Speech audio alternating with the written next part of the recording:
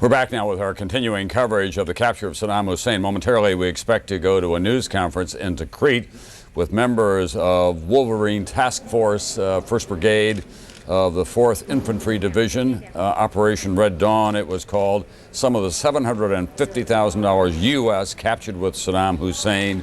It could buy him neither security or his way out of the deep, deep hole in which he had buried himself, and we'll be going back there in just a few moments, part of the marvels of this electronic world in which we live now. Shortly after a big military operation like that, we can get live coverage from those people who participated in this, and they've been closing in on Saddam Hussein for some time. Colonel Jim Hickey led the successful operation. Prince Bandar, who is the Saudi ambassador to the United States, has released a statement saying the capture of Saddam Hussein will end an infamous chapter of history for Iraq and the region. Saddam Hussein was a menace to the Arab world, and his reign of terror will be remembered for its brutality, aggression, and oppression. Prince Bandar today speaking for the Saudi embassy. Of course, they share a border with the Iraqis. Now, here's the house where Saddam Hussein was captured. As we heard from Richard Engel, it could be owned by someone who was part of his security apparatus. This is along the Tigris River. And in the floodplain there and in the lowlands along the Tigris River, it really does have a Garden of Eden quality about it, very lush with fruit trees and pomegranates, as Richard Engel described.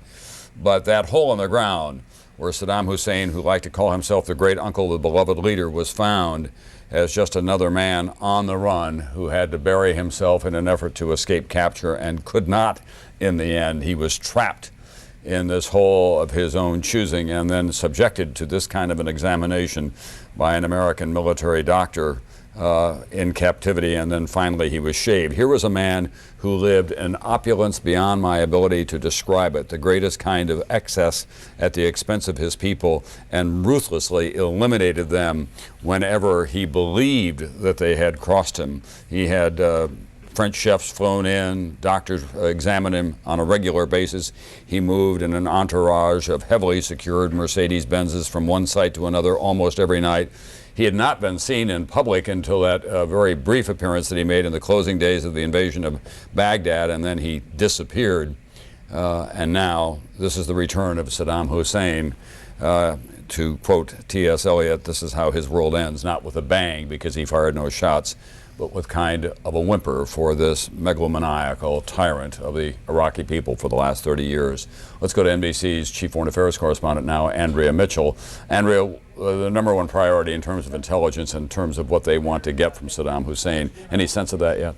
Well, number one priority would be where the weapons, alleged weapons of mass destruction are, to try to get his cooperation.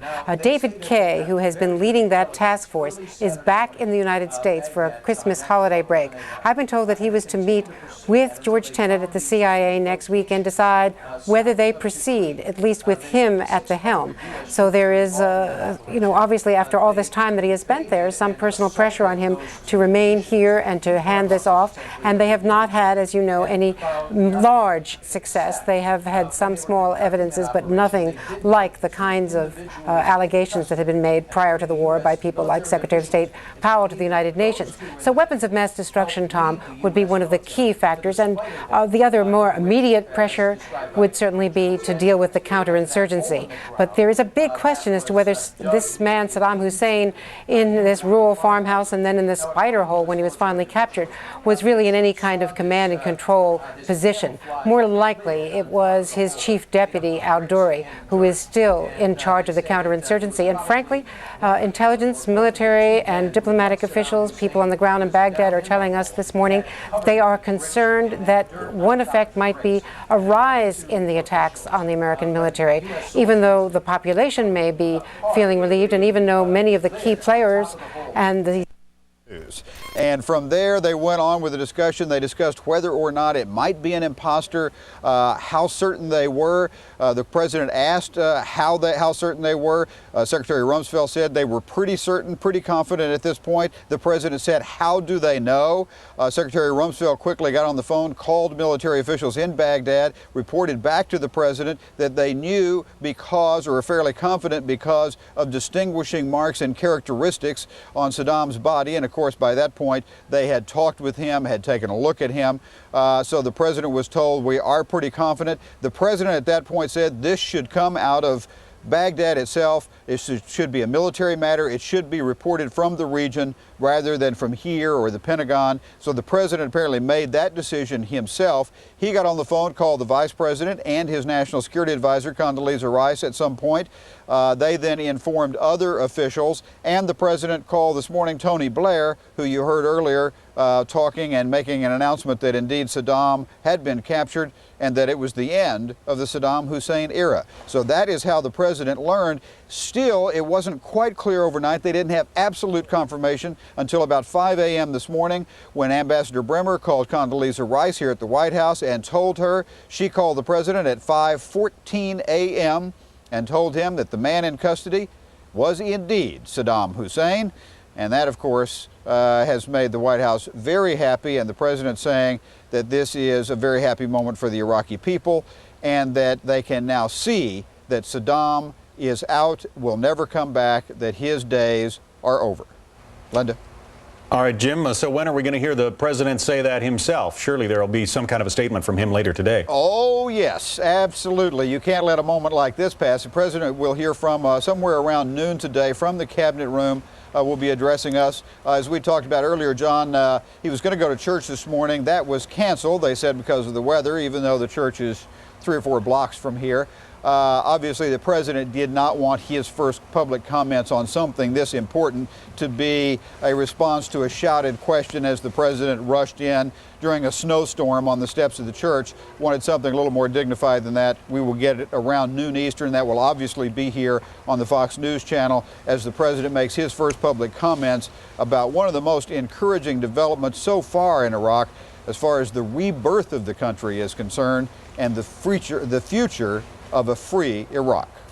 John? All right, Jim Engel reporting live from the White House. Thanks very much. We are getting through a series of pretty reliable military sources, some more details about exactly how this raid went down. You remember that Saddam Hussein had a bounty of $25 million on his head. We're getting conflicting information as to whether or not there was a tipster. There may have been an individual involved who may already have received some money for his help to the U.S. military. Colonel David Hunt is with us from Fox Central, getting some more indications from some of his friends who are still active duty. Colonel? Hi, good morning. Without divulging anything that is too classified, you've been hearing that there is somebody who may be a recipient of at least a certain amount of money, correct? Yeah, I think what happened is you got to walk in to the intelligence community and you got a down payment. If it turns out that to be true, this individual or his family, but certainly this guy is due for $25 million, which I believe was a reward for Hussein. The unit moved very, very quickly. As you already talked about, Task Force 20 is made up of some very special guys from Special Operations Command down at Fort Bragg, and about a battalion, about 600 or so guys from the Great 4th Infantry Division. And the commanding general, Denary, is going to come up and talk about it. But you probably won't see the special guys who actually went in first. My understanding is that they wanted to keep Hussein alive in order to have a trial in Baghdad so his own people could put him on trial rather than, like with his sons, have to drag him out and show the dead bodies. This, I think, was better for Iraq and for the whole effort, particularly for the Iraqi people. All right, Colonel, if you would just stand by with us. Once again, what you're seeing on the right-hand side of the screen is a news conference that's about to begin in Tikrit at the U.S. military base, when we're about to hear from some of the soldiers who were involved in the successful raid, Operation Red Dawn, that captured Saddam Hussein. John? All right, I want to bring into the discussion Ambassador Dennis Ross, a Fox News foreign affairs analyst. Ambassador Ross, with Saddam Hussein in custody, what are ambassadors all over the Middle East going to be saying to their host governments, regarding U.S. policy? I mean, how is this going to be changing the equation in that part of the world in the weeks ahead? I think the most important message is that we have a mission. We are going to stay until it is achieved. The doubts that have been cropping up in the Middle East, certainly in the Arab part of the Middle East, can, I think, be arrested, at least in part. I mean, the fact of the matter is, at this point, the perception that somehow Saddam could come back or was orchestrating this and that we wouldn't stay the course, that this was an insurgency that was going to create a kind of attrition on us, all of this was emerging in the Middle East, and I think raising questions about whether or not we would stay the course. Now, being able to point to the fact that we got Saddam and having his imagery at the same time of being so compliant. This is a guy who had guns with him, but he made no resistance, didn't try to kill himself, simply gave up. I think that imagery is an important imagery for us to convey throughout the area. I think that the fact that we have him shows that we will do what we say we will do. All that will be the basic message that most of our ambassadors throughout the region are going to be conveying. For years, all right, we're going to listen in now to this 4th Infantry Division news conference about how Saddam was captured. This is Major General Ray Odierno in command of the 4th ID. Forces to include 1st Brigade, 4th Infantry Division soldiers raided a compound in the town of Adwar, just south of Tikrit, on December 13th at approximately 20-30 hours. Hussein was found hiding in an underground crawl space at 8:26 p.m. Soldiers captured him without incident. 2 other people were captured with Hussein, and soldiers confiscated approximately $750,000 in U.S. currency. This is a significant event for the Iraqi people. The intimidation and fear this man generated for over 30 years are now gone. Many will rest much better tonight knowing Iraq is moving forward to a more secure environment. A significant blow has been dealt to the former regime elements still trying to hamper progress in Iraq. As significant as the last 24 hours have been for Iraq, the region and the world, our work here still continues. The capture of Hussein only strengthens our resolve to continue the fight against those conducting anti-coalition activities and increases our commitment to help in the ongoing efforts to rebuild Iraq. Conditions for the Iraqi people get better every day. The most important fact is that the former regime is gone. It is time to move forward and build on the progress that has already been made. Lastly, I want everyone to know how proud I am of the great soldiers of the task force and the division, and all the great soldiers, sailors, and airmen in our armed forces. They perform superbly each and every day. It's truly a team effort here, and all the successes we have achieved since our deployment in March. With that, I'd like to just first refer you over here to the left, where we have a couple diagrams.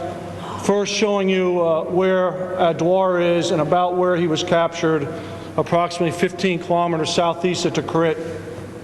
The second photo on the left shows you the area where there were 2 farmhouses, a farmer's field. There was then a sheep's place where they had sheep stored, and then you see the hut in the middle where Saddam Hussein was hiding. It was very close to the Tigris River. We also found several boats on the other side of those tree lines right along the river. As you move over further to your right, you'll see that the place where he was living at was basically 2 very small rooms in an adobe hut. One was a bedroom that was cluttered with clothes, some new t-shirts, socks, etc. that were in there, and some sandals. On the right was a very rudimentary kitchen that did have running water and a few other things. As you move, and you can see where the hole was where he was found hiding. As you again move over to the right, you'll see on the top there, although it is not exactly how it was very smooth at the time, where that was covered with dirt. There was an insert that was made of styrofoam, so it was very light to pick up out of the hole, and on top of that was a rug.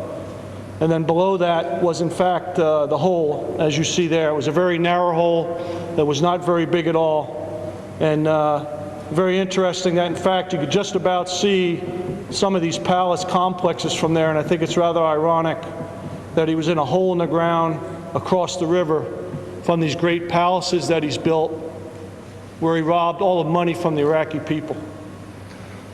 With that, I'll take any of your questions. Where is Saddam Hussein now? Can you tell us what you've done with him? I don't. We have, whenever we capture any individual, we send them back down to higher headquarters, and then they're responsible for taking care of them from there. So once he left here last evening, I can't tell you where he is, but I can tell you he's in our custody.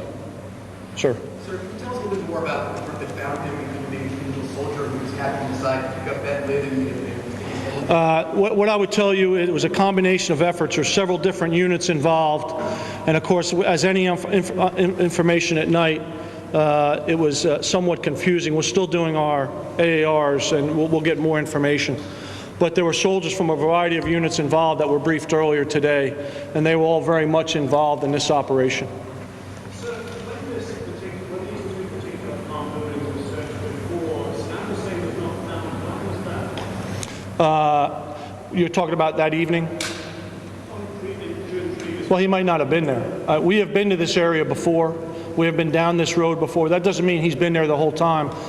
My guess would be he has probably 20 to 30 of these all around the country that he moved around. I've said from the beginning, I believe he moves every 3 to 4 hours and very short notice, and I believe he moved probably to several locations such as this. I'm assuming we'll find out once we get more information from him. Yes, sir. Yeah. Let me just, it's a long process, and this is not just something that happened overnight, and there was a lot of people involved in it. From the time we've gotten here, we've started to collect intelligence on a lot of high-value targets, to include Saddam Hussein. What we realized early on in the summer is that we believe the people we had to get to were the mid-level individuals, his bodyguards, and other people that we knew were closely associated with him. In addition, we knew it was always family and tribal ties. And so we tried to work through family and tribal ties that might have been close to Saddam Hussein. So there's a lot of people that were involved in this. As we continued to conduct raids and capture people, we got more and more information on the families that were somewhat close to Saddam Hussein. Over the last 10 days or so, we brought in about 5 to 10 members of these families who then were able to give us even more information. And finally, we got the ultimate information from one of these individuals. I will leave that question to someone higher than me. Sir. How long was this kept in the area, and how much can you tell us about how he left the area and where he went? I would say that he was probably here not more than an hour or so after he was captured. He was taken by helicopter down south. Did he ever come back to this area to see anyone else in the headquarters? I can't comment on that. They were not, it was all U.S. coalition forces that were involved in this operation. There were no, it was all U.S. forces involved. I say it was all U.S. forces involved in this operation. Special forces involved? There were special operating forces involved in the operation. I was not there, so I can't answer that question. What was his mood? What was his demeanor, sir? What I've been reported is a bit disoriented, obviously, as he came up, but that he was just very much bewildered, and then he was taken away. That's really, didn't say hardly anything at all as we first was taken in. I can't comment on what was said after that because he left our custody.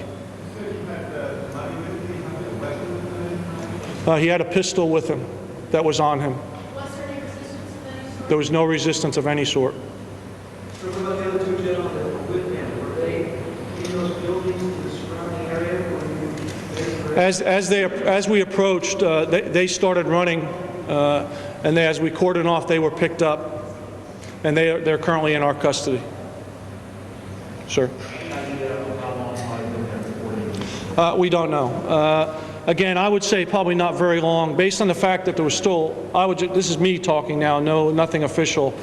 Based on the fact that he had new clothes still in wrappers and stuff, it makes me think that he was probably there a short period of time, but I couldn't tell you how long.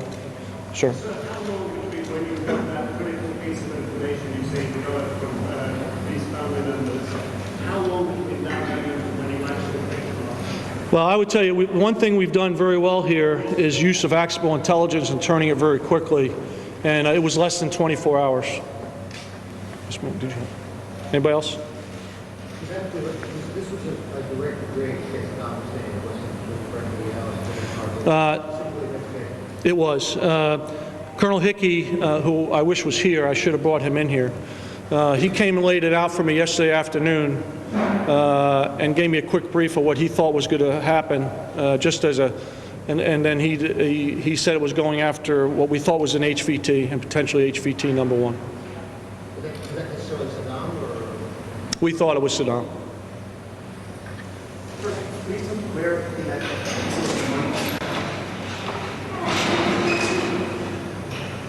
It was, I can't answer that question, but it was in the open area. It was not down in the hole. It was in one of the 2 rooms there. anything else you can give us from the soldiers who found in terms of Have you talked to them in reaction about they were the guys who found him or anything along those lines? I did talk to him. They actually just said he was very quiet. They got him out of there very quickly, and we tried to. Once we figured out who it was, the main thing is we want to get them out there as quickly as possible, down to other people who are more experts in doing interrogations, and we wanted to be able to identify them. I would say very disoriented.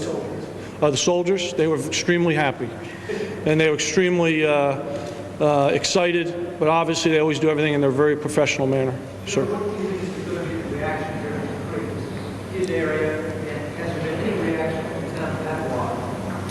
There has not been any. Everything has been very quiet. I'm not sure what the reaction is going to be. I believe in the background, everything will be very a relief, a sense of relief, I think, in most cases. So we'll wait and see what happens. And we'll just have to wait the next few days and see what happens. General, can you give us any idea of how many troops were involved in this operation? Yeah, there was about 600 soldiers involved in this. A variety of soldiers from aviation units, cavalry units, brigade reconnaissance troops, special operating forces, artillery units. They're all very much involved in this operation. It was very much a joint and combined operation.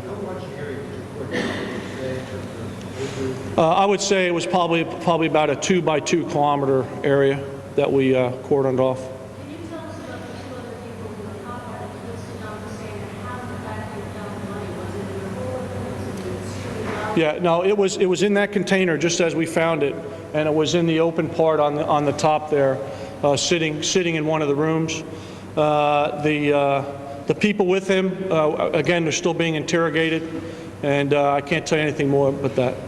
General, can you elaborate a little bit more on the timeline, that last piece of critical information, and when 600 men went on the raid, did they know at that time that it was going to be Saddam? Help us with that timeline. Well, I would tell you the leadership probably knew who they were going after. We do a lot of raids. All of you have been up here. We've done a lot of raids since we've been here, and we've done a lot of raids on different HVTs, and an HVT to us could be a mid-level individual. So what we normally tell them is we're going after an HVT, we're going to do a cordon and search, and this is our role in that cordon and search, and they conduct that operation. So the soldiers knew there was somebody in there they were actually going after who was targeted, but my guess is they probably did not know who it was until we were finished. Sir. Again, I wasn't exactly there, so I don't want to comment on that, but I would say that over time, as we went through the area, we noticed that it was there once we did a more thorough search of the area.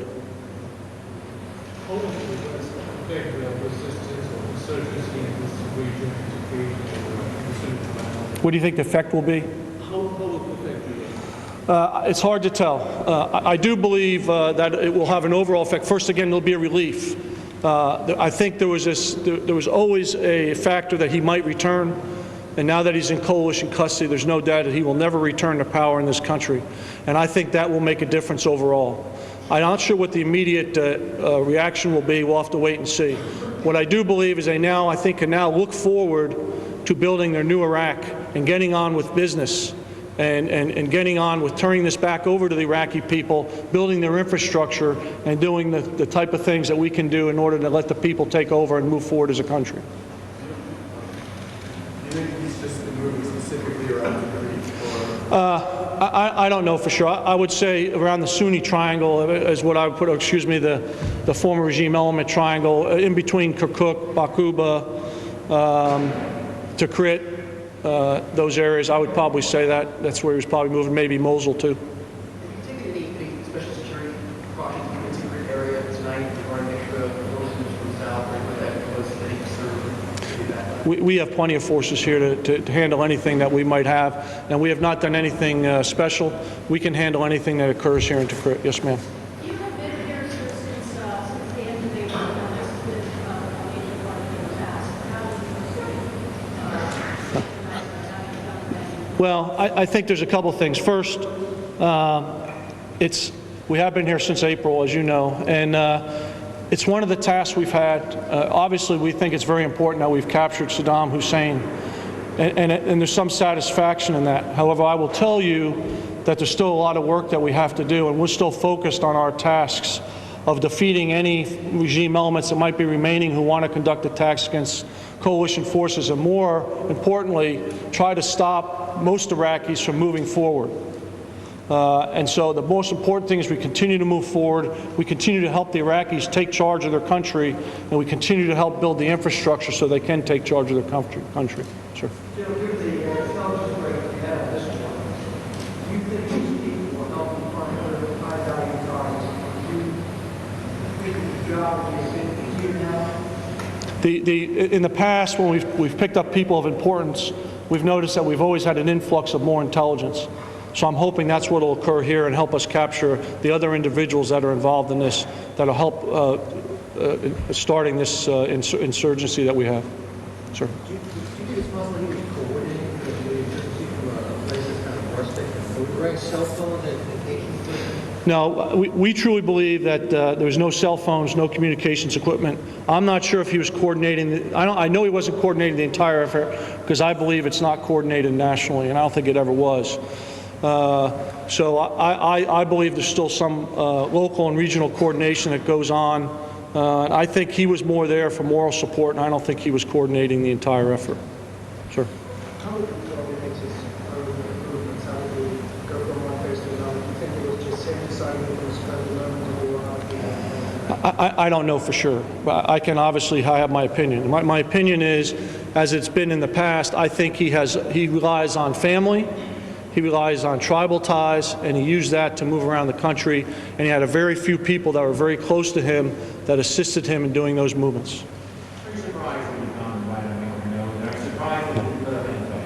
I have said all along that I thought he was in this area, so I've been very consistent with that.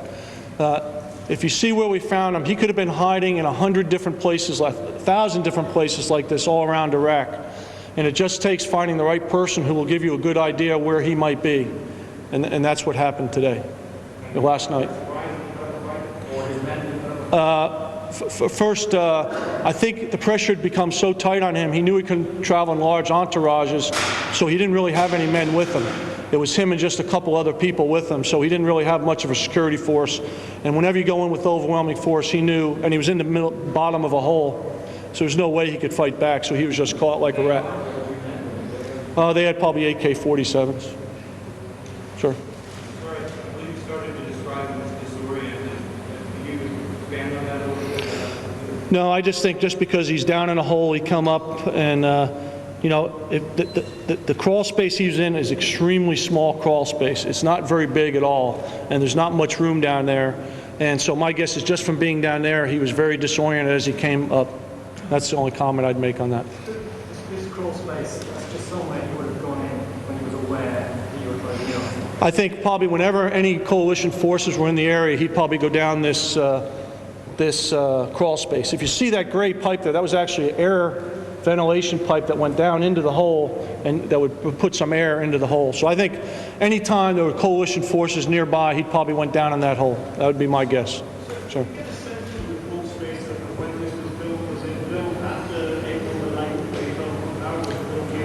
I don't know. I couldn't. I don't know. You'd have to do some sort of material analysis on the ground to do that.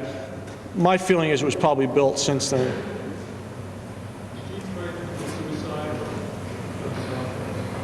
Not as far as I know. Do you have any idea whether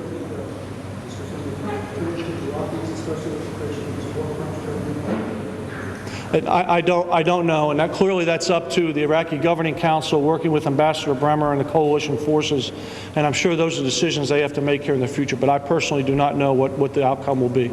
Sure.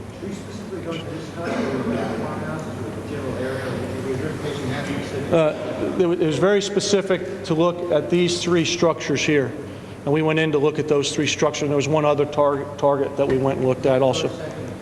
This was the second target. There was another objective that was not in this site that was somewhere else not too far from there. We considered this to be one target here.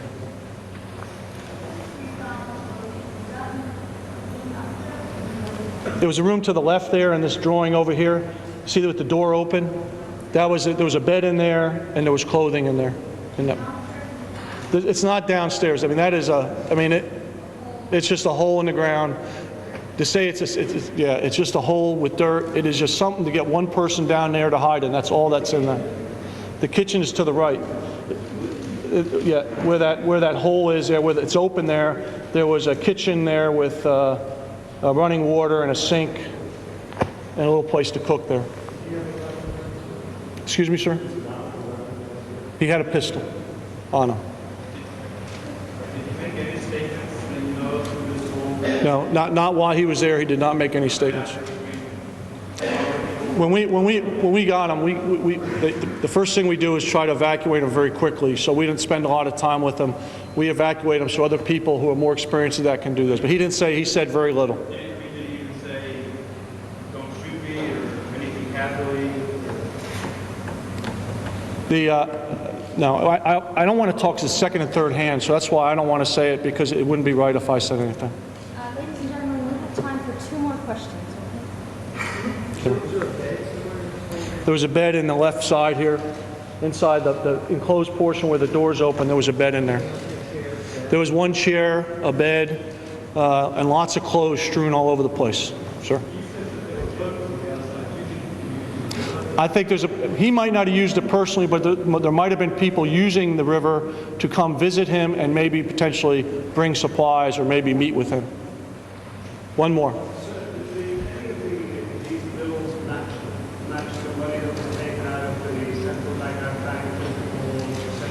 We haven't been able to do that analysis yet. We will, in fact, send these bills back here very shortly, and they will do that analysis. Last one, yes, ma'am. They were in with him, and then we saw them as we were coming in run, and then they were picked up. They were in that space as No, well? no, they were on the top part of the house. That's all I have. Thank you. Thank you very much.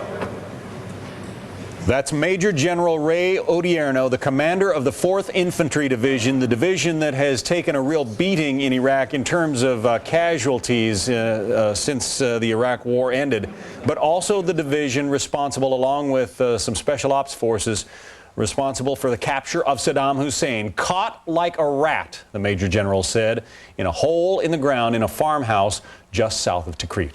Now, in less than half an hour from now, you will hear comments from President Bush. He will be speaking from the Cabinet Room at the White House.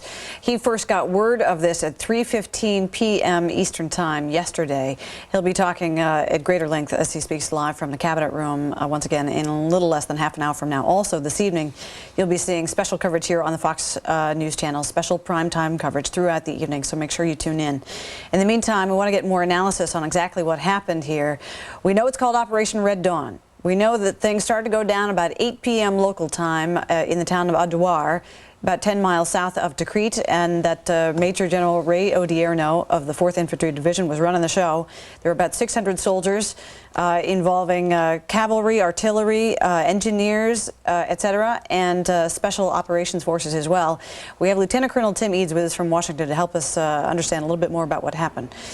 Colonel, you've been able to hear the news conference and how this happened. They obviously they'd been working through a lot of analysis, a lot of intelligence tips.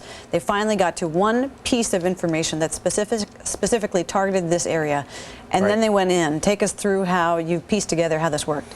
Sure. Let's step back a second. One of the interesting things he said is that they've been policing up or capturing the low-level people around Saddam and their families, and had been gathering intelligence from them. And then they went from the low-level people that helped Saddam to kind of the people who were closer to Saddam, and they finally gave him this location. This is one of many locations that our forces have gotten over the past several months. They treat them all the same. They've drilled a lot of dry holes, and finally they came up on one. Basically, what it was a couple of buildings. They cordoned off an area using these 600 soldiers from the 4th Infantry Division of about a kilometer, 2 kilometers by 2 kilometer area, which is a fairly large area. And then they used Bradley fighting vehicles, artillery pieces. They had engineers there in case they ran into some improvised explosive devices, those kind of things. And then they sent some special operations soldiers inside that cordon to actually do a surgical entry and do the actual search of the area. These guys are some of our finest trained soldiers in the United States. And they go through the area very systematically. The cordon people are there to do two things. One, to make sure nobody gets out, but just as importantly, make sure nobody gets in, and there's nobody who takes the opportunity to go after that surgical force in some kind of ambush possibility, kind of like we saw in Somalia, where we got wrapped up pretty tightly. As I understand it, these guys went through the buildings with no results, and then as they continued their search, they start to look for these holes in the ground, or things that are unusual in the terrain. You know, dirt that's turned over the wrong way, and grass that's kind of out of place, that kind of thing. And that's when they found this hole. As the general said, Saddam had a weapon. Probably what happened is they just ripped the cover off this hole. There were a lot of guys staring down gun barrels at Saddam. At that point, he realized, you know, if I go for my pistol, I'm dead. And they probably went in there and jerked him out rather abruptly, and that's why he was disoriented when he came out. Put him on the ground, put flex cuffs on him, and then got him out of there as quickly as they could. Colonel Leeds, I want to talk with you about the interrogation of Saddam, and I want to set it up this way. There's a fellow named Adel Abdel Mahdi. He is a senior official of a Shiite Muslim political party who actually visited with Saddam last night while he was in custody, along with some other Iraqi leaders. And according to Abdel Mahdi, he told Saddam, if you go to the streets now, you'll see the people celebrating. And Saddam's answer was, those are mobs. And when we told him about the mass graves, he replied, those are thieves. So clearly, he is still, you know, I guess lying, denying the results of his own administration, if you want to call it that, of Iraq for those 3.5 decades.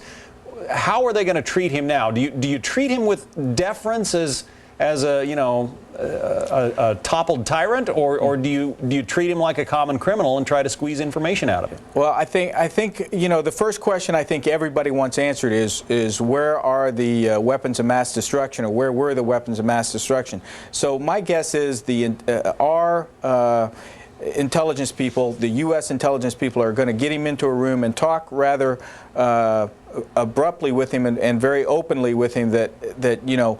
You have a couple of options here. Now you're negotiating over how well you're going to live out your life and how long the rest of your life is going to be.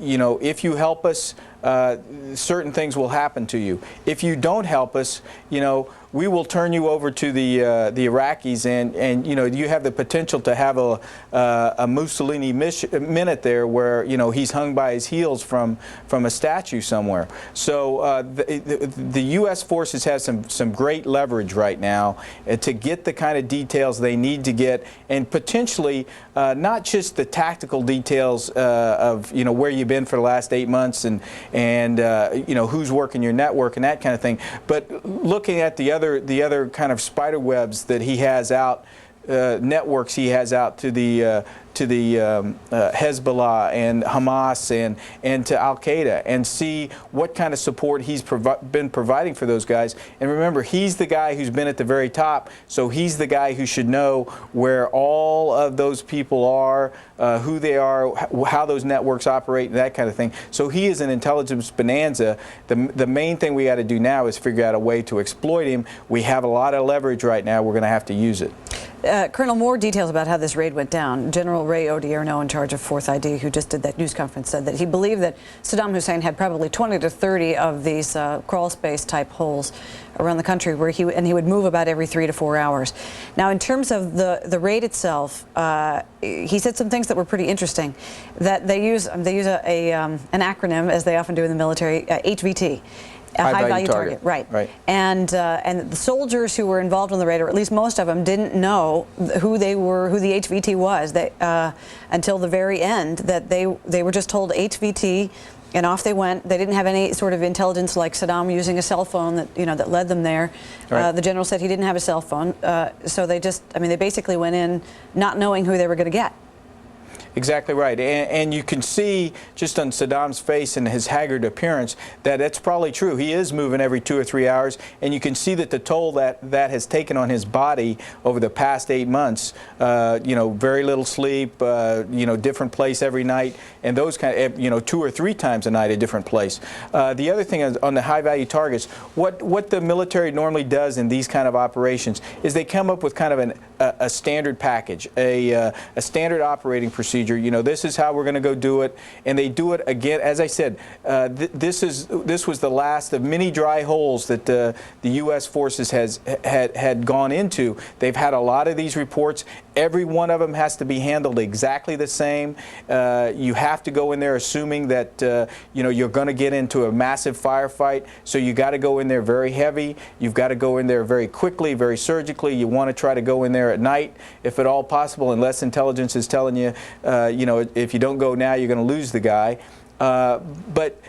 You know, the ability to pass all the intelligence of, you know, this could be Saddam or this couldn't be Saddam, if you do that, you're not going to be able to react quickly enough. And then again, and then also, if you do that, you don't want to give the appearance to the guys looking out that, hey, watch out, this force is different than the one that has gone in before. So the jig is up, and leave a trace so that the bad guys can use that against you, and maybe later on down the road set up an ambush and that kind of thing. That's something again that happened in Somalia, where we never changed the techniques that we used, and they basically set a trap for us. All right, Lieutenant Colonel Tim Eads joining us from Fox Central. Tim, thanks very much for being with us. Thank you very much. And adding yet another member of the Fox News Channel team to our live coverage, Neil Cavuto with us. I believe Neil's on the phone, adding some yet more detail to this. Neil, you there? Hi, Linda. How you doing? Good. Well, you can see the news coverage, and you can see what happened coming out of Tikrit just moments ago. Major General Ray Odierno gave us what they call the tick-tock, the moment-by-moment rundown of how they finally got Saddam Hussein. My guess is you've been working the phones yourself to get more information on reaction. Indeed. The magnitude of this, as far as the good news, Linda, can't be overstated. I mean, we're going to get the first hint of it, you know, around 7, 8 o'clock tonight when the Asian markets start opening, but no doubt they will be higher on the belief here that a great unknown, as far as this Iraq war is concerned, has been resolved. Markets, you know, Linda, hate uncertainty, and this was one big uncertainty. Where is this guy? What might he be planning? What is he orchestrating? What is he doing? Now that they've resolved that, and on top of the good economy that we've been seeing, this is going to be a boon to investors. Now, how long is anyone's guess? But clearly when we see the Asian markets open overnight, and likely a stronger dollar as a result of this, it could be very good news for our markets opening up at 9:30 Eastern Time tomorrow morning. Neil, is it possible that the U.S. markets, at least, may have, to some degree, factored in the eventual capture of Saddam Hussein? Well, you know, that's good and raging debate right now, Linda. I don't think they factored this in to the degree that many had hoped, because it had been going on for a while and we hadn't caught the guy. So there was always this belief, maybe he's dead. He's certainly not a factor one way or the other. But it was a big question mark over the markets.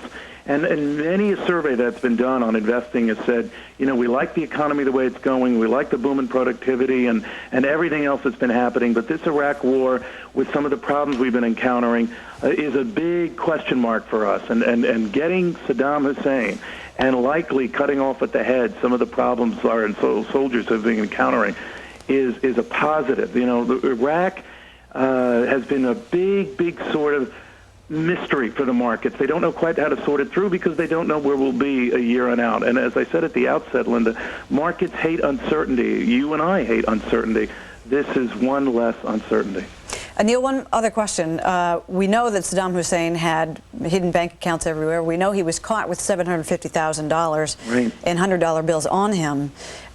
Is it possible now that we might get access to some of his bank accounts and thereby be able to pay for some of the reconstruction of Iraq? You just hit on what I think, at least from my bailiwick, Linda, will be the biggest business story to be pursued in the next couple of days. What does Saddam know about the role of countries that were against our coalition efforts, notably France and Germany and Belgium, some of these others? What interest, nefarious or otherwise potentially, did they have that prevented them from cooperating with the U.S.-led effort? that it might not just have been a political statement, that it might have been a financial one. Those are kind of issues that we're going to see resolved maybe in the next weeks and months to come. And Saddam Hussein just might offer up a lot more than we can appreciate right now. Fox's business managing editor, Neil Cavuto. Neil, thank you very much. Thank you, Linda. Senator Pat Roberts, the chairman of the Senate Intelligence Committee, is our guest now. Senator, I can imagine, I mean, there's a lot of decorum in the Senate, but I imagine there were a lot of high fives going around on Capitol Hill this morning, at least over the telephone, huh? Well, not too many senators are in town. You're safe until January, but I can assure you there's high fives wherever there's a senator or any public official, or for that matter, I guess every American. I want to give a lot of credit to the president for his resolve. I especially want to give some real kudos to the intelligence community, who really put together a coordinated effort and went back over past information, analyzed the proper information, and then they gave it to the forces in the field. This was like trying to find a needle in a haystack. We not only found the haystack, we found the needle, and the spider is out of his hole. Well, does it suggest, you know, there's been a lot of criticism of the intelligence community since September 11th. Does it suggest that we are getting things on a firmer footing when it comes to finding some of these people who have caused us so much misery? Well, I think that's the case. I know when you go into Iraq, you need a lot more and a lot better cooperation from the Iraqis themselves. You need an increased presence in regards to our entire intelligence community, to transfer that over to the military and the special operation units that we have certainly operating there. One of the biggest things that has to happen now, and I think it will happen much more easy now that the palpable fear of Saddam is gone, is that you have to have stability in the area before you get to discussing what kind of a trial, what kind of a tribunal will occur. But the good news is that the intelligence community deserves a great deal of credit. We have a lot of hardworking analysts over there. We have increased our presence. They give this information by going back over old information to the enablers, i.e. our military in the field, and they got the job done. So they deserve a lot of credit. A few things. Osama, you're next. Opie and Crew Xbox Live. South Carolina, what's the name of your town? Liberty. Liberty, go ahead. Yeah, I completely oppose the war. I agree with the woman that called a few callers back. She was dead on. I think President Bush is the devil, and the rest of his cronies is the devil's followers. He's the devil. Your time. Thanks. And what do you think should happen to Saddam Hussein? I think the people of Iraq should have say of what goes on with him, because, well, he's the one that, you know, hurt them, so he needs to be the one. They need to be the ones that hurt him. Texas, what's the name of your town? Buna. Buna. Okay, go ahead, Buna. Yeah, I would just like to say I support the war and President Bush, and I think he's done a hell of a job as president, and anybody that calls in and downs on him is an idiot, and that I believe that, you know, killing hundreds of thousands of people is a terrorist, and I think that it would have been a tragedy not to go in and take Saddam Hussein out of power and liberate his people. I mean, that's just like saying we shouldn't go over to Germany and killed Hitler and liberated the Jews. So I just think that's a terrible thing for people to say, hey, we shouldn't have went into Iraq just because we really don't have any proof of this and that. But, you know, he's just slaughtering thousands of people a day. But, you know, that's okay, you know, because, hey. All right, thanks for your call. About 12 minutes, President Bush will address the nation. We'll bring that to you live. Nettleton, Mississippi, your turn. Yes, I definitely oppose the war. It is great that we did get Saddam Hussein. I oppose the war because we really had no right to go over there. I mean, it wasn't any evidence pointing to bin Laden and the Al-Qaeda network, but it's great that we did get it. And San Diego, you're on. Hello? Good morning. Yes, good morning. I totally support the war. I think it's a shame that people seem to have forgot their history. If you remember, Hitler didn't really have that much money before he started off, and he did whatever he did during World War II. I think if we gave this man another 10 more years, he would have definitely been able to start something that we would have lost more American lives. So it is a tragedy that we did lose about 400, but I think ultimately we saved more than what we lost. Thank you. At about 8:30 Eastern Time, about 3 hours ago, Tony Blair talked at his residence in London. Here's what he had to say.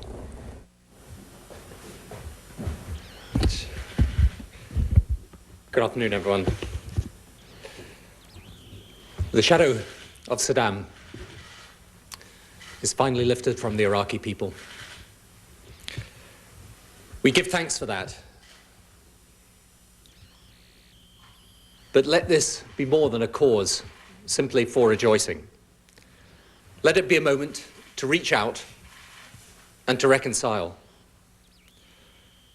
To the Sunnis, whose allegiance Saddam falsely claimed, I say there is a place for you playing a full part in a new and a democratic Iraq.